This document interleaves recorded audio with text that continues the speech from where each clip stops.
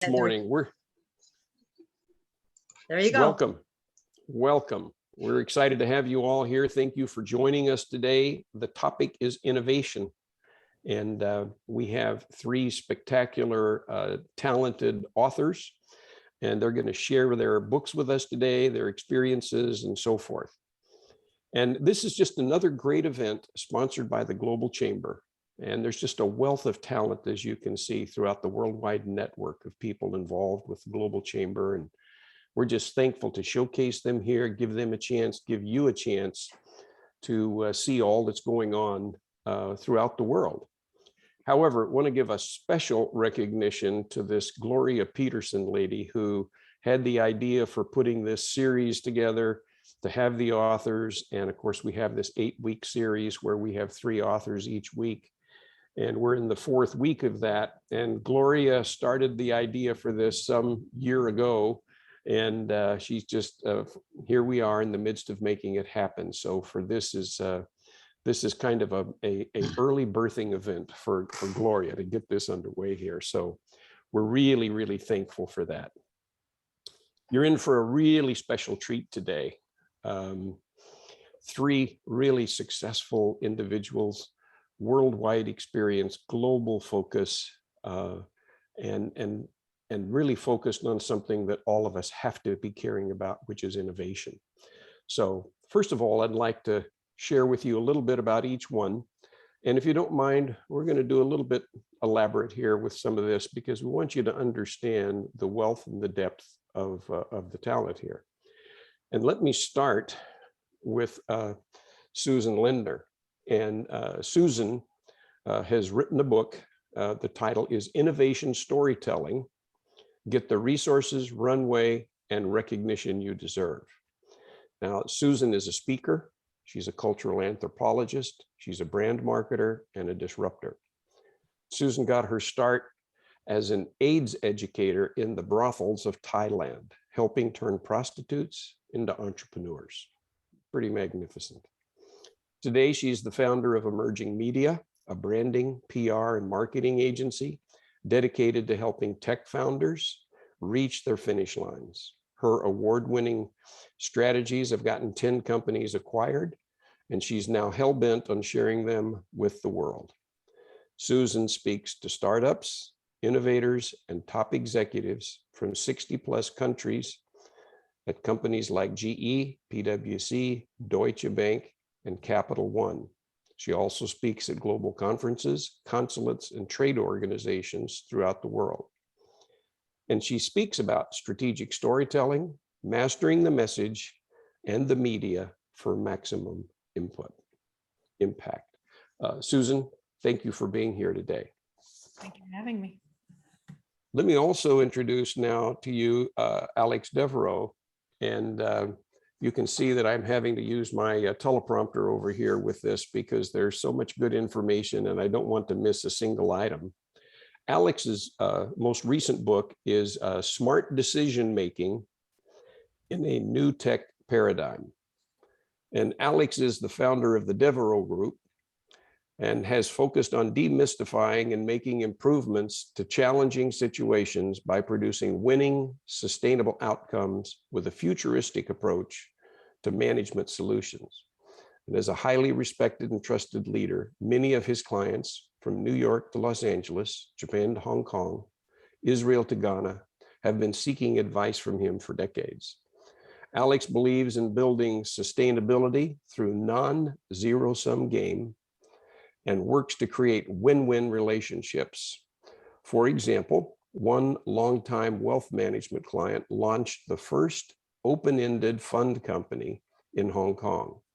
To top it off, she's a female executive, and another client garnered a 23% year-over-year increase on a $395 million budget with a non-selling customer service team. His team achieved half of the 90 million goal from new and recovered business in less than 2 quarters.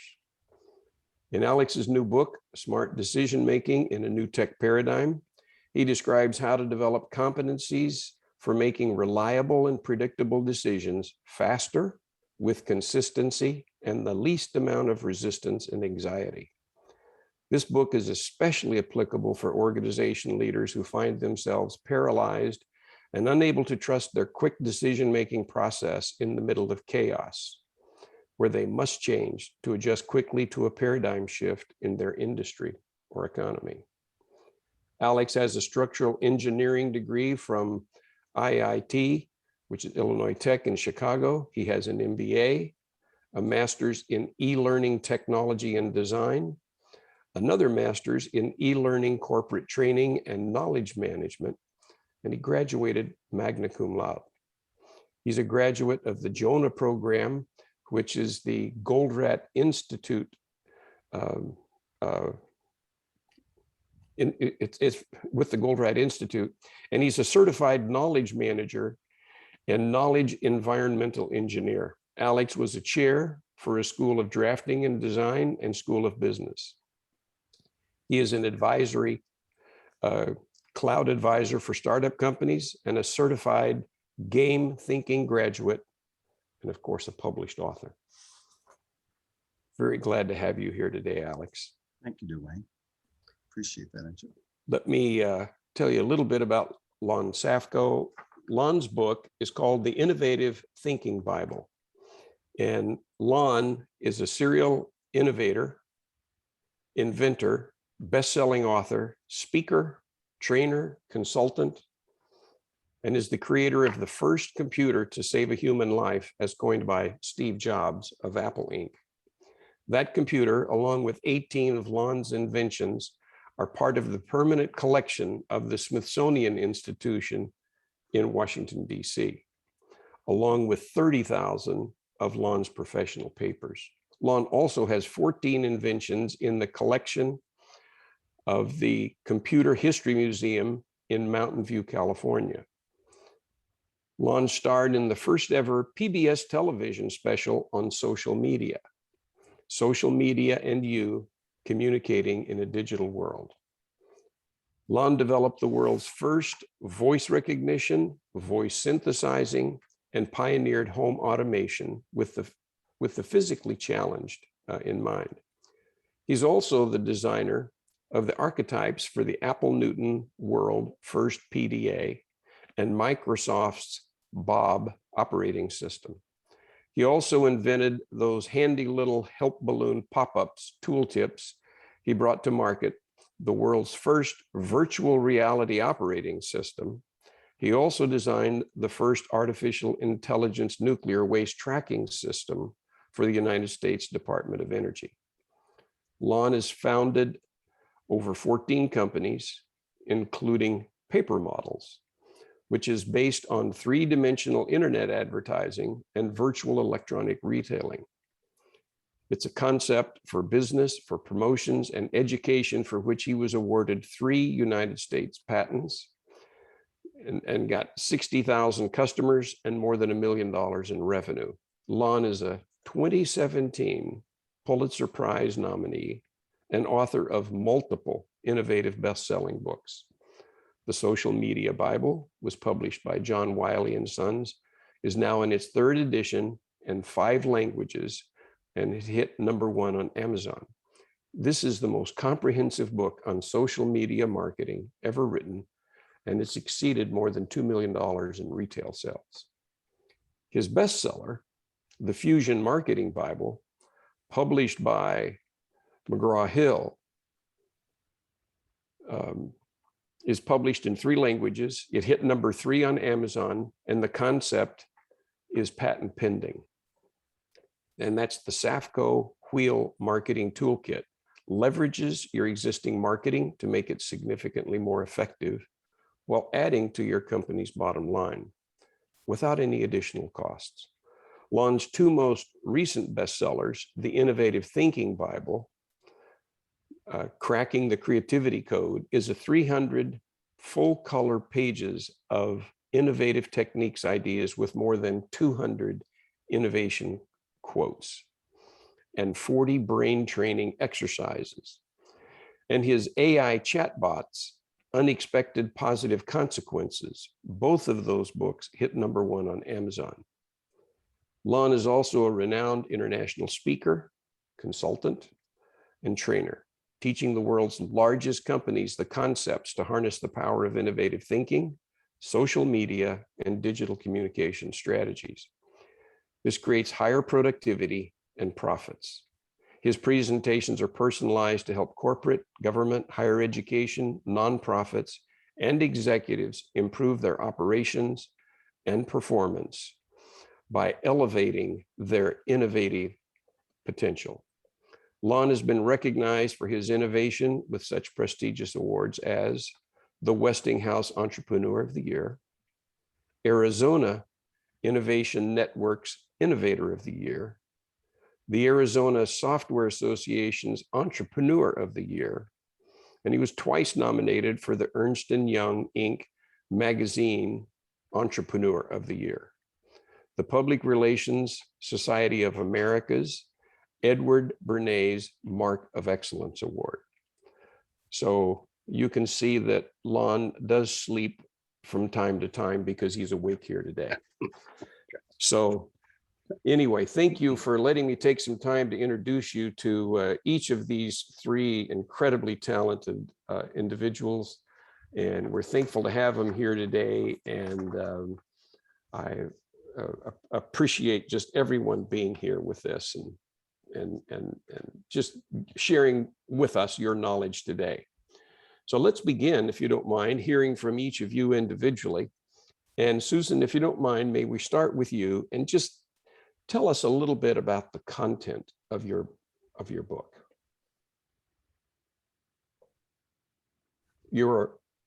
I came to find that I love working with innovators, and it has been my joy for the last 20 years. But I came to find that a lot of innovators are great at innovating, less great at talking about their innovation. And as a result, some of the best innovations ever are left on the laboratory floor. So my desire was to help innovators get the resources, runway, and recognition they deserve by helping them tell the stories around their innovation, never losing the science, never losing the nooks and crannies that make innovation so exciting to all of us, but rather speaking a language that the rest of us can understand when we step out of the science and into the story that really unites humanity and really helps paint a picture of a future that the rest of us can't yet see, but our innovator can. So it's the joy of teaching storytelling to innovators to help them move their innovation forward.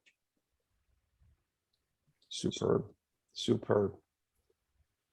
Alex, would you mind sharing with us just a little bit about the content of your book? Yes. Well, first of all, Lon, I'm not worthy. When I grow up, I want to be just like you. That was ridiculously long. Yeah. Sorry. Talk about being an esteemed company. I mean, that's just fantastic. So I really appreciate having this opportunity to share the stage with you, along with Susan. She does some wonderful work. Wow. And what I do is that, I actually, my title is, Smart Decision Making in a New Tech Paradigm. And so the reason I wrote this book is because I was observing so many key managers struggling with the transition in the pandemic, and that's an opportunity for innovation. But sometimes you have to be prepared for innovation mentally first before you can innovate. You have to say, oh, I think I need to do something. I'm not quite sure what it is, but I need to do something, right? And then you start from there. And so what I found to be most interesting, especially with, what Susan shared and what Lon shared, and what my book is all about, is deciding to do something. But here's the key. The caveat is doing it under pressure. How do you get you in the game under pressure? And that's what my book is all about, is giving you some simple steps that allows you to be able to make that transition from being stuck in this sort of informative mindset into one that's more transformative. And so transformative is scary because, if you do it either with your eyes open or your eyes closed. And oftentimes we try to do it with our eyes closed, and we try to back into innovation.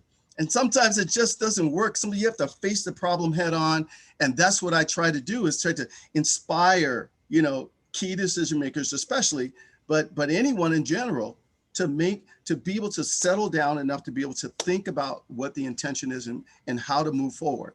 And I think if we can do that in a very structured way, that allows us to be cleaner with our intentions and the way in which we can move forward in something that into the unknown that is not easy for us to get our arms around. You know, the unknown is the unknown, but then it becomes known. How's that? You know, so we just have to try to figure out how to make it known, you know, when it's unknown. That's it. So that's what the book is all about, is giving you some tools that allow you to create a different perspective or at least approach decision-making under pressure in a different way. And that's what makes it paradigmatic. Thank you, Alex. Yeah, looking forward to hearing more. Lon, would you mind sharing with us, just a bit about the content of your most recent book? Yeah, of course. The Innovative Thinking Bible. It's a collection of innovative ideas and how to become more innovative. And like my other esteemed colleagues here, I noticed that innovation is critical to every organization, and we're very apprehensive to become innovative. When surveyed, 95% of school children felt that they were innovative. When they interviewed high school students, they found that only 5% felt that they were innovative. So what happened to that innovation? How did you go from being very creative to not creative at all? Well, it was kind of drummed out of us. So about 20 years ago, a president of a speakers bureau asked, can you do presentations and training on innovation? You're the most innovative person I know, as you can tell by that ridiculously long intro, and I apologize for that. Jeez. But I love innovation. So I said, yeah, of course, give me a week and I'll put together a PowerPoint presentation and we'll take the show on the road. And like 11 years later, I still couldn't figure out what the actual process of being creative was. What causes that inspiration, that moment, that eureka moment? So I've been studying it for almost 20 years. Finally, I came upon how it actually works. So I wanted to put together a book to share that process. I call it the 3 C's of innovative thinking. I wanted to share the process, but also teach people how to train their brains to become more creative. It's like riding a bicycle or playing the piano. The more you practice it, the more proficient you become at it, and the more comfortable you are with it. And I tested it while teaching social media around the world to top executives. I would sneak in an hour of innovation just to see what the level of interest was. And it was overwhelming how many major corporations, especially in the C-suite, want innovation, but they just don't know how to achieve it, how to even begin. So that's really what motivated me to create this 300+ page book to teach everybody how to be more creative. Superb. Superb. And by the way, the idea for the long introduction was really mine. So please, Lon, you don't need to apologize for it. We just wanted each of you to, have a chance to kind of give us, a real understanding of these things, because again, what we're doing here is promoting what you are as a resource to our entire community here. And it's our total global community. And so we want everyone to know the kinds of things that you've done so that they can relate to them. So thank you for sitting through that. Some of that must have been for you a little tedious. Next question for each of you is really around the why. So Alex, if we could start with you, why did you write the book? Well, because I've been consulting for a number of years, and of course, I'm a project guy, so I like to work on projects. So I'm just not working on one thing. I'm working on several things. And so, sometimes you have to step back, as Lon mentioned, and, you just kind of have to take inventory of what's happening. And so what inspired me to write this book was like, I need to help these guys make decisions in the middle of a crisis. Like they're so tight and they're so locked into being risk averse, right? That they squeeze out, and they stifle their creativity, as Lon mentioned. Like when given the chance to be creative, they discover that they haven't lost it. They have to connect with it. And so sometimes we have to get rid of a lot of baggage in order for us to get to us. Mhm. And so this was a way for me to help people in the middle of a situation be able to say, okay, I've defaulted in a dysfunctional decision-making process. I need to kick myself in gear to be more constructive and not be afraid of being in the dark. Mhm. Turn on a light, or use your phone. You have a light on your phone now. You just hit your phone and turn it on. But the most important thing is that we cannot fear the unknown or the pandemic, which is what we perceive it to be. And so we also have to recognize that we have responsibility. We still need to keep people working.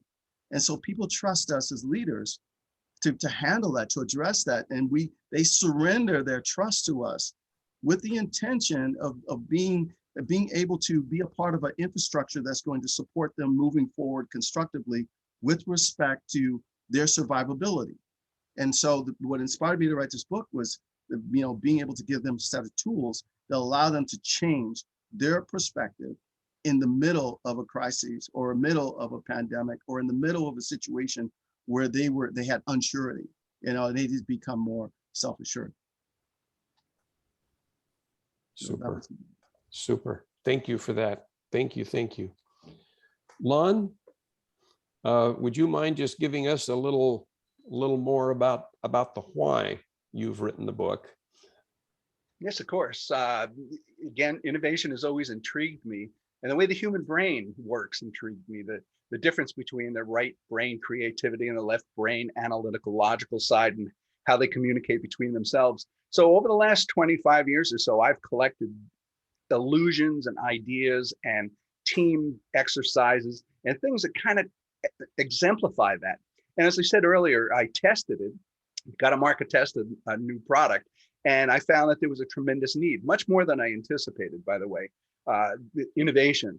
So when I realized that there was a market for it and there was a need for it and people really needed help with it, and I had this huge collection of what I thought was a heck of a lot of fun and creative, I decided, well, why not put it in a book and see if I could help people become more innovative? And it worked out. The book actually hit #1, which is kind of an indicator that we're on the right track. All of us here is on the right track with innovation. There's a strong desire to be more creative. I mean, why not be able to solve problems more quickly, more efficiently than you ever have? Wow. Yeah. Boy, yes. And it's clear that the need is there. And then we all know that we have lived in kind of a golden age of change, sort of led by what we've done technology-wise. I mean, just think of this: civilian passengers in space within the last few weeks. My goodness. So it's pretty marvelous what's going on. So Susan, would you mind sharing a little bit of this, of why Well, for your book?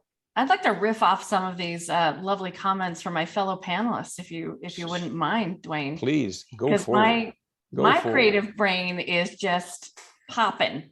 So, like I'm really curious, Alex, we keep hearing this term bantered around VUCA. Are you familiar with this? Volatility, uncertainty, complexity, ambiguity. That is like, how do we make decisions in really tough times? For me, it feels like those are the times.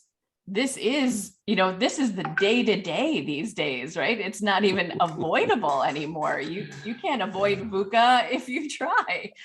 And so I have a lot of empathy for our leaders trying to harness, to Lon's point, the creativity in this moment and make really quick decisions when you don't even have, it used to be 80%. Now I think we're operating at 50%. And still making multi-million-dollar decisions, not even knowing if we'll be back in offices, if we'll be able, how we'll be communicating, what's changed. And Lon, to your point, the greatest innovation I think that's taken place over the last 20 years is in our culture. And our executives who are trying to innovate with tech or decision-making are now dealing with, genders being described in whole new ways, right? Of whole new ways of communicating with people, even on an interpersonal level. That's so unique. And so my side of the story is the storytelling. So my question is, I guess my my why in creating the book is seeing people struggle. And it sounds like Alex and Lon, you too. But I'm curious, even the baseline for our listeners who are here today, I was curious if you might put a Y or an N in the chat. If you think the business that you work for, even if you're self-employed, if you think you're currently working in an innovative company, put a Y for yes or N for no. If you think you're currently working in an innovative company, what would you say? Because I'm fascinated by that. Kindergartners who think they're creative versus the high schoolers who think they're creative. I'm just really curious if our fellow listeners think that their organizations are innovative too. My thinking is, and I'm curious about my fellow panelists and Dwaine, you as well. I'm curious whether or not you think the stories of innovation are actually circulating in the halls of big companies these days. Do we know what the innovation team is working on? Is the story spreading through the organization that we can all take part in it? Does it feel like if you heard about something really cool going on in innovation in your company, could you effectively share it with anyone else in the company? Could you look to the person next to you in the lunchroom or across a Zoom call and find out, wow, I just heard the coolest thing is going on? Would you even have the language to describe what is that cool new innovation? And so part of my motivation is to help to give innovators those tools to actually let the rest of the world know that there's innovation taking place. Mm-hmm. Boy, that's really an important bit of clarification for us, Susan. And I know I'm not a part of your panel today, but I've created an executive leadership system in which that innovation gets displayed, discussed, and gets collaborated throughout the company. There's a tool for that because it is needed. So yes, there is work in that direction that is of consequence, because it isn't just harnessing the innovation, it's facilitating the introduction of ideas, because we all know we go through many different kinds of ideas before we get to something that we know we should be executing on.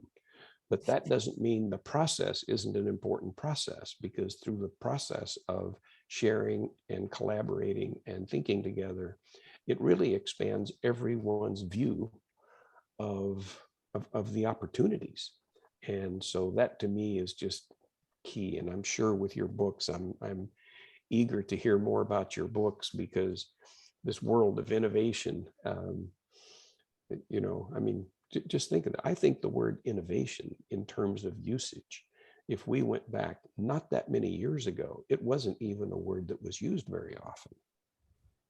And so now today, oh my, here we are at a really exciting time. So thank you.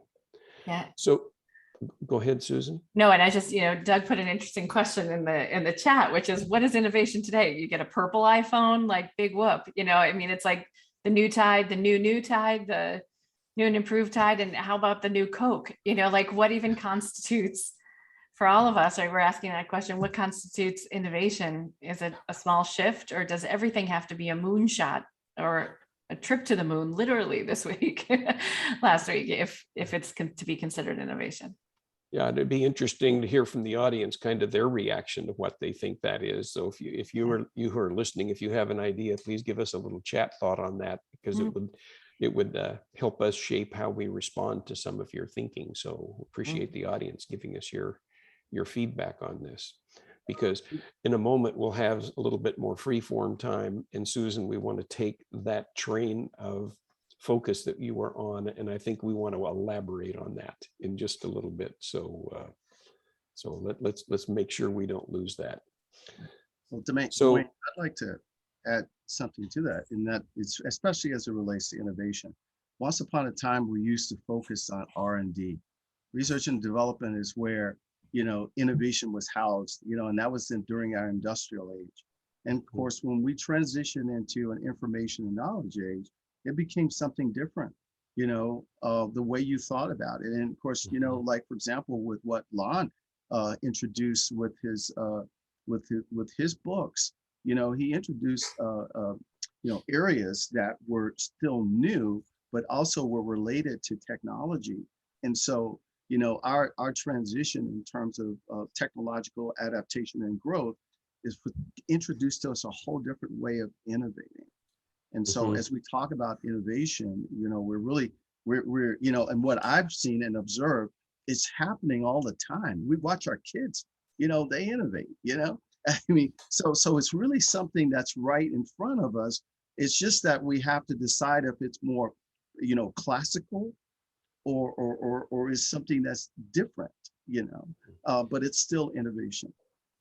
Well, and I would just add to this in thinking about Doug's question here in the chat box.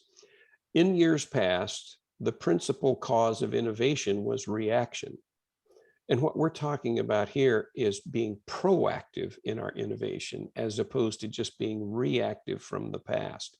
And that's what in your books, that's what you're talking about. How do we get proactive? How do we get deliberate? How do we get intentional? Right. And do this in a way that we're all building and growing and evolving something together, because it always takes a team to make these things happen. Mm. You know, I had a fascinating conversation with a product manager at Spotify.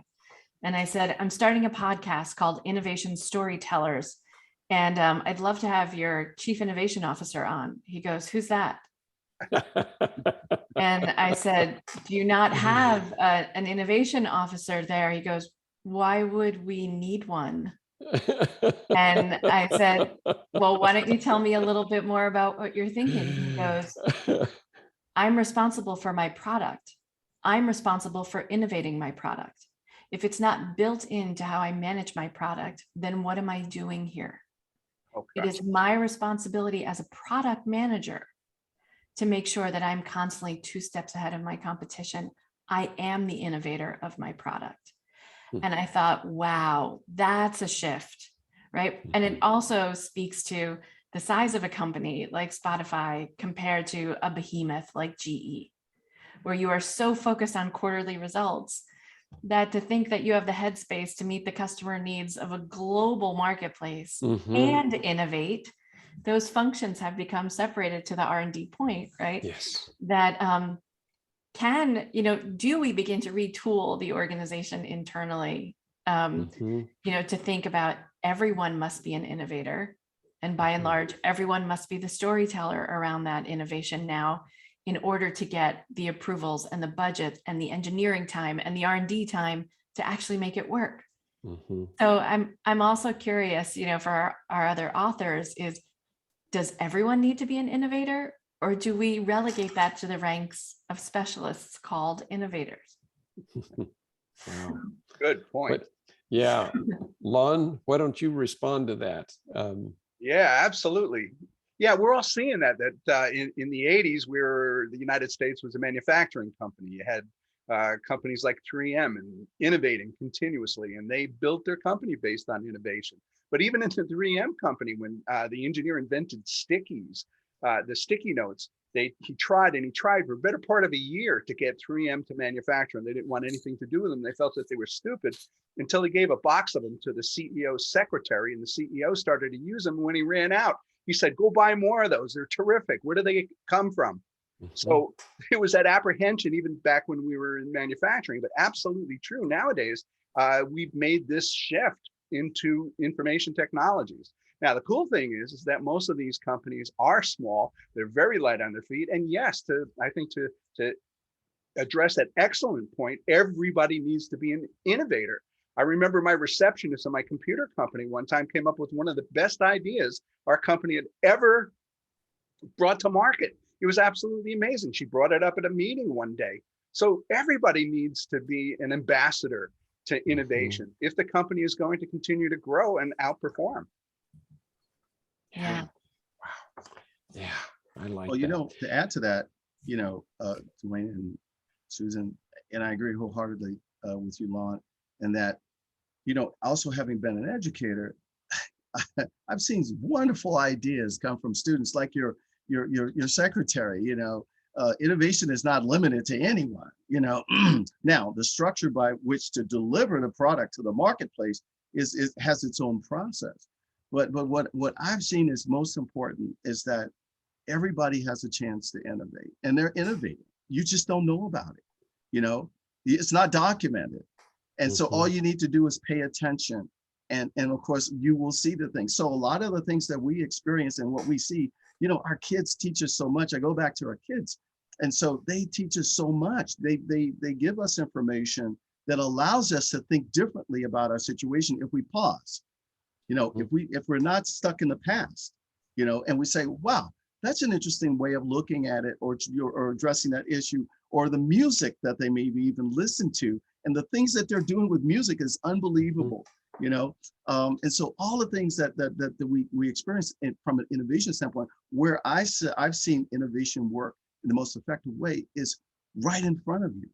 You know, before we were conditioned to think that we need to have this elaborate group or department and all these tools, when all we need to do is just pay attention to what's happening in front of us. And that's where innovation starts. Great point.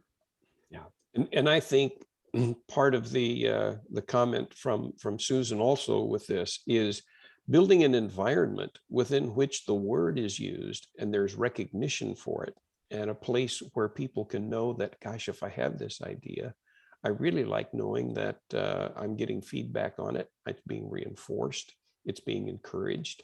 And so building that as a key part of the culture, if you will, which is about the dynamic of how we engage with one another, just the issue of recognition around it. So your experience at Spotify, Susan, it would be fun to know, was that person getting recognition or appreciation outside of a small circle? In fact, you know, that was not only that, but that was the expectation. You know, I had the head of materials from Tesla on my podcast. And I don't know if you saw it, it was the worldwide debut of Tesla's pickup truck. And it was going to be a game changer. And it was introduced with much fanfare at a giant press conference with fans. It was like a rock concert. They rolled out this truck. The windows were one of the key elements in which they were, you know, bulletproof. And so there was the head of, you know, Elon Musk's number 2 took a steel snowball and threw it at the glass, and it shattered. And he said, you know what, let's try that again. Maybe we won't hurl it that hard. And he said, fantastic. And he threw it again, and it cracked.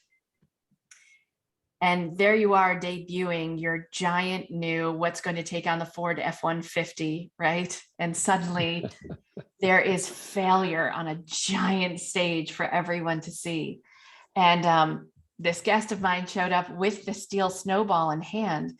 And I said, what is it about that event? Like, how has that changed you? He's like, well, I'm the broken window guy now. Thank you at Tesla. He said, but more than that, I still have a job. And that is because the culture of innovation must have its, you know, it's the dark side of the coin brother, which is failure. And a culture that's open to great innovation must be open to great failure. And that is the leeway that allows tremendous innovation to take off.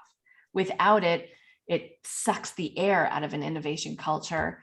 And unfortunately, every innovation story dies right there if failure is not allowed to exist. Great example. Yeah. Right. Yeah, terrific example. I'd like to get back to each of your books for just a moment and get kind of a pointed kind of explanation, because we do want people to buy your book, benefit from your book. And so if you could just share with us just a few bullet points of exactly how an individual will benefit from reading and studying your book. I think the word studying has to go along with the reading. So reading and getting immersed in understanding your book. What are the few benefits that you would want us to share? And why don't we start with you again, Susan? Do you mind? Sure. So I think the greatest benefit is understanding first and foremost that the listener of any story, especially an innovation story, is the hero of the story. Because we don't innovate in a bubble. We don't innovate for the sake of innovating. We innovate to change the world and hopefully to make somebody else's life better. So great innovation starts with great listening, and it's understanding truly what the recipient of that innovation, how their lives, to Alex's point, will be transformed. And so it takes a really great listener to be a really great storyteller. So that's step one, is recognizing that the listener of your story, the one you'll tell, has to be the hero. And I often tell innovators who are creating incredible products that the hero of Star Wars was not the lightsaber. It was Luke. And so whatever person that we arm our innovation with, they're the hero. It might be as a result of your great innovation, but your innovation is never the hero. It's always a human. So we take that to heart, right? Every innovation story is human-centric first.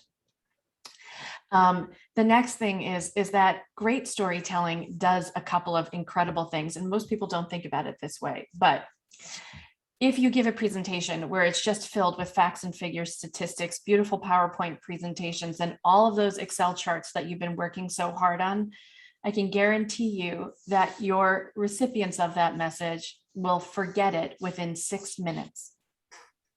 If you wrap those statistics in a story, you are 22 times more likely to remember those statistics and charts and graphs and numbers. So think of story as a memory-making device. That is how humans learn things. We learn it through experience, right? Touch the stove, it's hot. Or, honey, don't touch the stove, you'll burn yourself. That's the story. Experience or story. That's how we basically learn, unless you're having a prophetic dream, in which case you don't need my book. But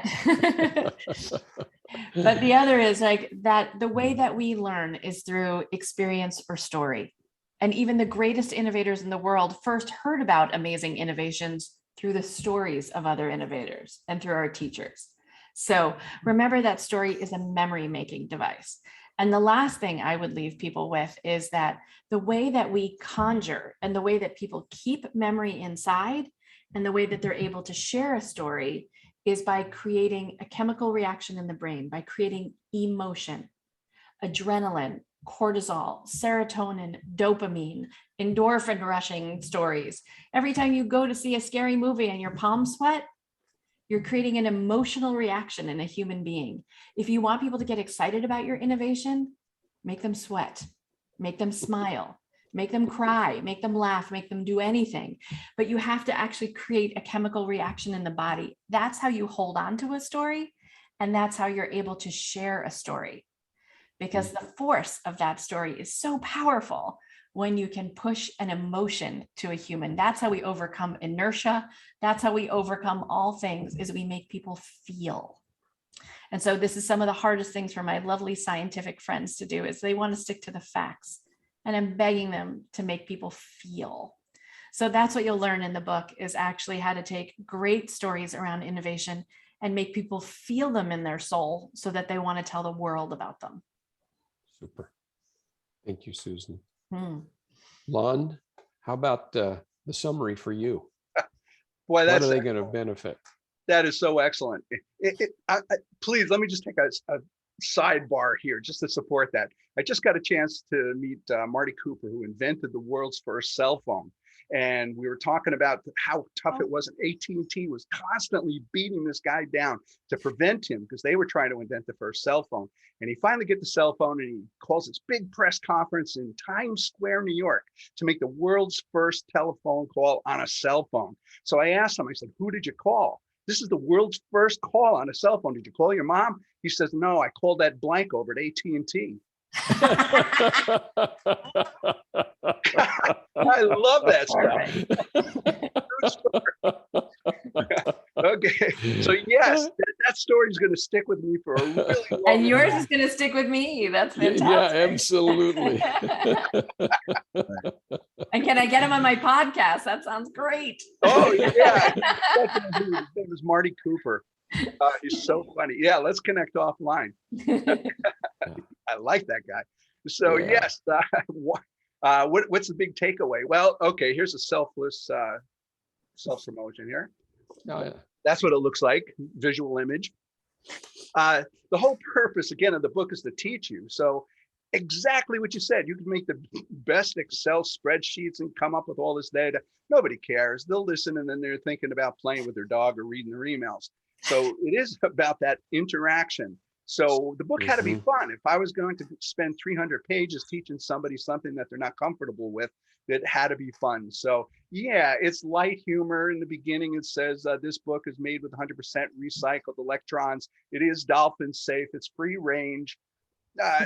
Just to make it as light as possible. So there's 40 activities in there that you can do either with teams or do it by yourself. There's over 100 quotes from famous successful people. I didn't fail at creating a light bulb. I found 10,000 ways not to build one. So by Thomas Edison. So it's all things to make you think, but to have a little bit of fun with, and to show you some of the inner personalities of some of the inventors whose names we take for granted today. So it had to be 300 pages of exercises, but stuff that you were looking forward to participating in that next exercise or reading that next chapter. Yeah. So it has to engage people, doesn't it? It has to engage them. And of course, engaging them emotionally, it can include engaging them intellectually with the process as well, because the emotions connect there as well. So well put. Well, Alex, may we hear your sort of benefit for the reader here? Absolutely. Well, both Susan and Lon have shared some wonderful insights as it relates to innovation, adaptation, acceptance, etc. And so what my book offers is how to do it, what to do. So I talk about the 4 stages in terms of transition from an informative stage where you're actually going through fear and anxiety, and you're trying to get to that place where you finally become aware, more consciously aware of where you are in your decision-making process. Now you reach this point where you need to make a decision. You need to make a choice. You decide you need to go left or right. And of course, which means that you need to either commit to being, in a growth-oriented mode or continue where you are, which is fixed, So anytime we decide not to improve, we're in a fixed mindset. Because we think where we are is the best place to be. And, this talk about innovation is basically one way to say you must choose to be innovative. There's a rite of passage that's associated with that, meaning that you must walk into the darkness, what appears to be darkness, but then you find there's light, and you start to find that you're actually enjoying that whole experience. And so that's the transformative, transition that you have to make. And when you make that decision, that's the good news. The challenge is sustaining it, is keeping it going. That's where the discipline is. And that's where, you have to commit yourself to preparing yourself for sustainable success. And so what my book does is give you these different stages and give you an idea. We're talking about the emotions. It's like, Susan and Lon may mention, may reference to, those emotions are important. Sometimes we want to deny them and repress them. And that's why we're very risk adverse when we're embarking on a wonderful opportunity to innovate. So we see innovation to be fun and happy, and sometimes it's not. Sometimes it's terrifying. And so we have to be okay with shifting, changing ourselves, saying, look, is there a better way to look at this situation and problem? Like, for example, when we think about all the improvements that have been made, this is made because of discomfort. Gee, I don't like this. I don't like the way this chair feels. I don't like the way this pad feels. I don't like the way I have to communicate with someone. I can't use my pen and my string anymore. I need a better way to talk to someone because they're not getting my entire message. So we go from cans and strings to the telegraph and to the telephone, and now the iPhone and iPad and et cetera. You know what I mean? When you think about it. So we have wonderful opportunities to solve problems, but we have to be okay with being uncomfortable. And so what my book does is give you just a basic rudimentary, and not as explicit as Lon's book. Someday when I grow up, I'm going to be like Lon. But in the meantime, I'm going to give you how to do it right now. And so it's basically just basic tools to allow you to make that transition into a better place, and then be able to stay there long enough to, use the other tools that will be available to you. Like when Susan has her seminar or presentation on innovation, you think, oh, I get Susan. And then of course you look at Lon's book, it's like, what a wonderful Bible to have in front of me, because now I can cover all these different, I have more ideas. And so all my book is just simply a tool that allows you to be able to think a little differently.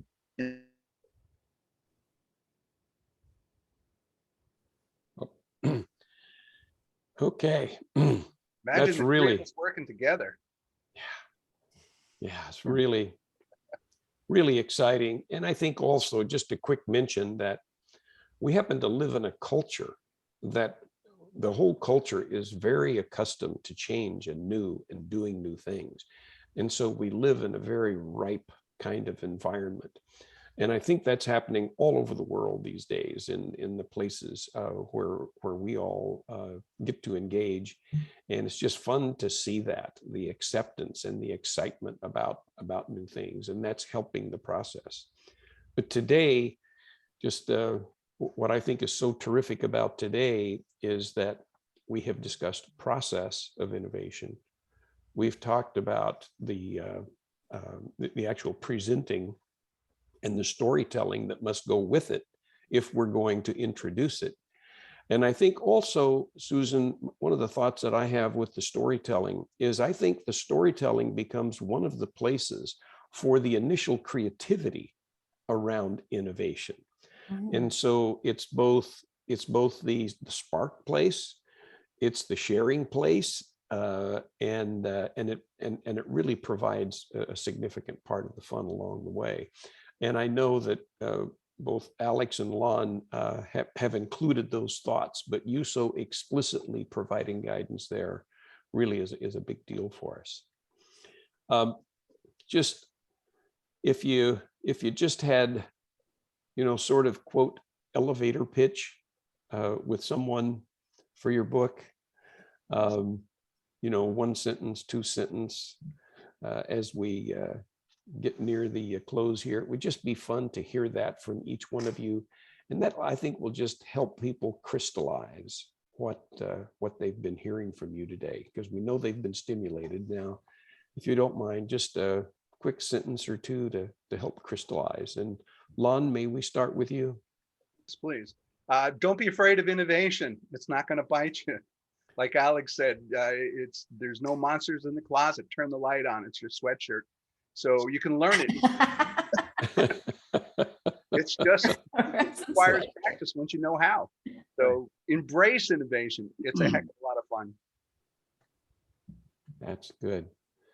And Susan? For me, I'm reminded of a quote from my book, which is actually coming out this fall. And it was Steve Jobs who asked his team, is sitting around the table before work was starting, right around breakfast time. And, one of his coworkers is sitting at the table, and Steve calls out to the team and says, out of all of us sitting here, right, you're a bunch of smart guys. Who is the most powerful person in the room? Who's the most powerful person in the room?